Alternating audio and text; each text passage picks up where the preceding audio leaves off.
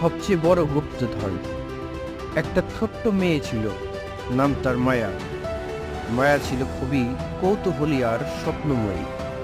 তার গ্রামটা ছিল সবুজে ঘেরা, নদীর ধারে ছোট্ট একটা কুঁড়ে ঘর, আর ঘরের সামনে ছিল একটা পুরোনো আম গাছ।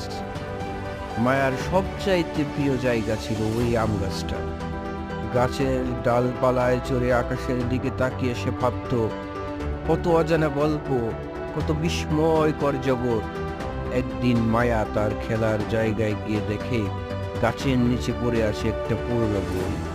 বইটা খুবই পুরনো, কিন্তু ভিতরে কিছু অদ্ভুত চিহ্ন আর মানচিত্র আঁকা ছিল। মায়া সেই মানচিত্র দেখে বুঝতে পারে এটা কোনো গুপ্তধনের মানচিত্র। এক মুহূর্ত দেরি না করে সে ঠিক করে ফেলল,